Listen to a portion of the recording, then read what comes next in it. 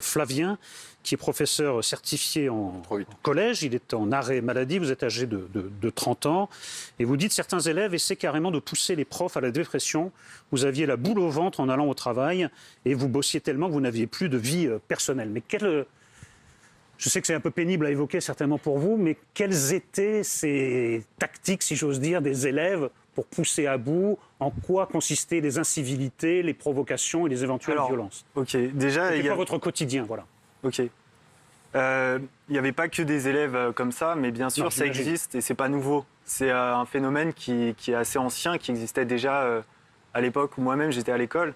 Mais on est confronté à des élèves qui vont chercher, vont identifier le professeur en faiblesse, en situation de faiblesse, et vont appuyer sur ce professeur, enfin, vont mettre la pression sur le professeur de façon coordonnée, si vous voulez. Mais c'est un truc qui arrive en début de carrière quand on n'a pas l'expérience. Et moi, j'ai fait l'erreur avec un élève, en l'occurrence l'année dernière. Et ce qui se passait, c'était l'élève voyait que j'avais pas l'autorité pour le gérer et il en profitait, tout simplement. Ça veut dire quoi en profiter? Il se permettait des trucs qui seraient jamais permis avec d'autres profs. Donc il va me menacer du regard. Il va appuyer son regard de façon insistante pour montrer qu'il est en désaccord avec mon autorité ou ce que j'essaie de lui inculquer.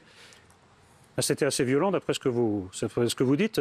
L'élève en question s'est mis à écrire des insultes sur les copies qu'il vous rendait. Un jour, il vous a lancé un objet en sortant d'un cours. Oui.